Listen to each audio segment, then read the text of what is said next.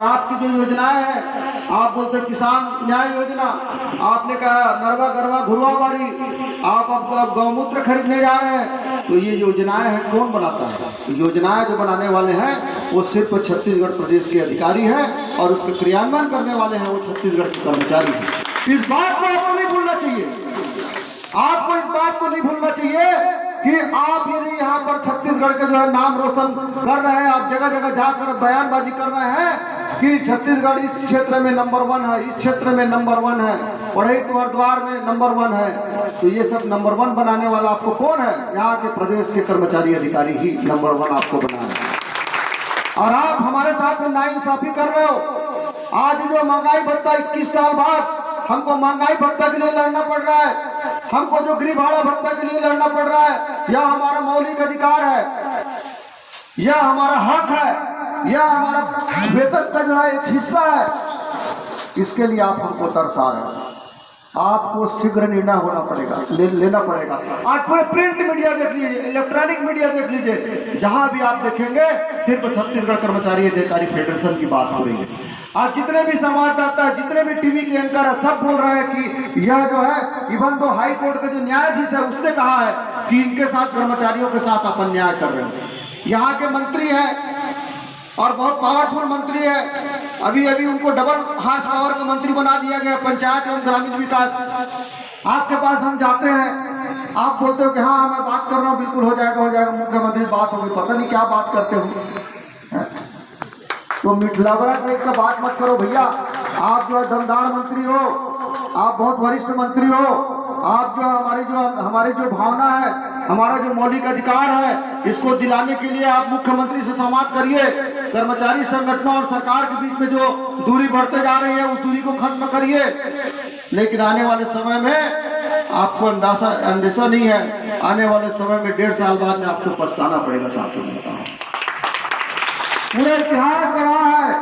मैं आपके सलाहकार जितने भी हैं उनको मैं आप इस मंच के माध्यम से कहना चाहूंगा, जितने भी आपके सलाहकार हैं उनको पूछ लीजिए कि ये छत्तीसगढ़ क्या पूरे भारत वर्ष में जितने भी राज्य हैं जहां सरकार ने कर्मचारियों अधिकारियों से पंगा लिया, तो ये समझ जाओ कि कोई 5 साल के लिए, कोई 10 साल से, कोई 15 साल से वनवास में चले गए। पूरा आप ऐसे जानकारी भी लीजिए, डेटा भी निकलवाइए। ये हम लोग आलतू फालतू अर्जी फर्जी बात नहीं कर रहे हैं, पूरा रिकॉर्ड निकलवाइए अलग अलग राज्य का। हम जो है आपसे फिर से, हम तो हमारी जो आपने घोषणा पत्र में जो वादे किए वो तो सब यथावत है। दुनिया भर की कमेटी बना रहे हो, कमेटी के लोग जो है चेयरमैन बना दिए हो, उनको जाकर हम लोग मिलते हैं तो उनको बोलते हैं कि भैया आप सहायक शिक्षकों का वेतन विसंगति दूर कराने के लिए आपको कमेटी जो बनी उसका अध्यक्ष हो। तो बोलता है मेरे को बनाए, मेरे को आदेश की कापी नहीं है, आदेश की कापी मेरे को दिला दो। ऐसा IAS लोग बोलते हैं। कितना दुर्भाग्य की बात है, कोई कंट्रोल नहीं है प्रशासन में। और वार सरकार, ये जो प्रदेश के जो IAS है, IFS है, IPS है, अरे एक वेतन मद होता है। मैं वित्त विभाग का क्लास 1 अधिकारी हूँ।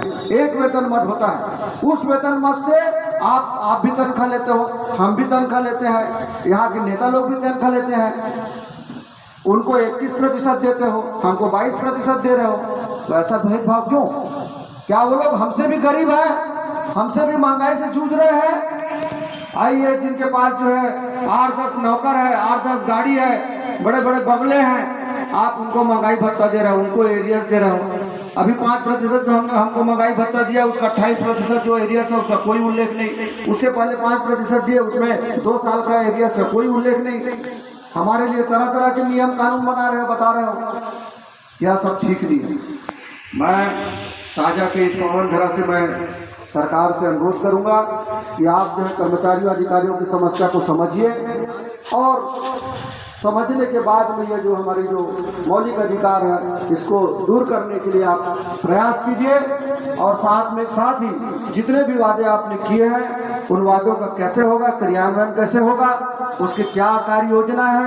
आपने जितने भी कमेटी बनाई उनको, कमेटी के जो चेयरमैन है उनको बुलाकर पूछिए उन्होंने अभी तक क्या किया है। ये सारी जिम्मेदारी आपकी है। आपको बताना चाहूंगा साथियों, ये फेडरेशन है, ये छत्तीसगढ़ कर्मचारी अधिकारी फेडरेशन एक मजबूत संगठन के रूप में प्रदेश में काम कर रहा है। इस फेडरेशन के साथ में 88 संगठनों का संगठन है यह फेडरेशन। जिस दिन चाहेंगे एक फतवा जारी करेंगे, एक व्हिप जारी करेंगे, आप मुसीबत में पड़ जाएंगे। अब जो है इसको नजरअंदाज करने की कोशिश मत करिए। कर्मचारी अधिकारी फेडरेशन को एक बहुत ताकतवर संगठन है। यह वह संगठन है जिसने जो है जब वार्षिक वेतन वृद्धि, कोरोना काल में जब वार्षिक वेतन वृद्धि जब रोक दी गई थी, उसको जो बहाल करने का यदि आदेश जारी करा है तो ये फेडरेशन है। ये वो फेडरेशन है जब आपने हमारे प्रदेश के कई हजारों कर्मचारी अधिकारी जब मौत को गले लगा लिए, उनके बच्चे पढ़े लिखे बच्चे, कोई बी है, एमसीए है, एमबीए है, उनको आप चतुर्थ श्रेणी चपरासी बना रहे थे, उसका घोर विरोध हमने किया। और आपको जो है महंगाई, जो आपको जो है जो अनुकंपा नीति का जो सीलिंग है 10% का, उसको आपको समाप्त करना पड़ा। और हमारे प्रदेश के जितने भी हमारे कर्मचारी अधिकारी यहाँ दुनिया में नहीं रहे, उनके बच्चे को तृतीय श्रेणी पद पर आपको अनुकंपा नियुक्ति दिलाया। तो वो ये फेडरेशन है। ये वो फेडरेशन है साथियों जिन्होंने प्रदेश के लगभग 3 लाख अधिकारी कर्मचारी जिनको आपने नवीन पेंशन योजना के अंदर में आप नियुक्त किए थे, और उनको पेंशन के रूप में उनको जो भी पैसा आप उनसे 10% कटौती कराते थे, उसको आप शेयर मार्केट में लगा रहे थे। तो हमने कहा कि पुरानी पेंशन योजना को आपको बहाल करना होगा, क्योंकि ये आपके घोषणा पत्र में है। हमने जोरदार प्रदर्शन किया। आप याद करिए 8 मार्च को इंदिरावती भवन में जो ध्यानाकर्षण रैली हमने निकाली, पूरे प्रदेश के मीडिया ने उसे कवर किया। और मजबूरन मुख्यमंत्री को 9 मार्च को पुरानी पेंशन योजना बहाल करने के लिए निर्णय लेना पड़ा, घोषणा करना पड़ा। साथियों, ये छत्तीसगढ़ कर्मचारी अधिकारी फेडरेशन का देन है। अभी लगातार जो 7वें वेतनमान का जो किस्त है, 3 किस्त जो है हमने सरकार से दिलाया।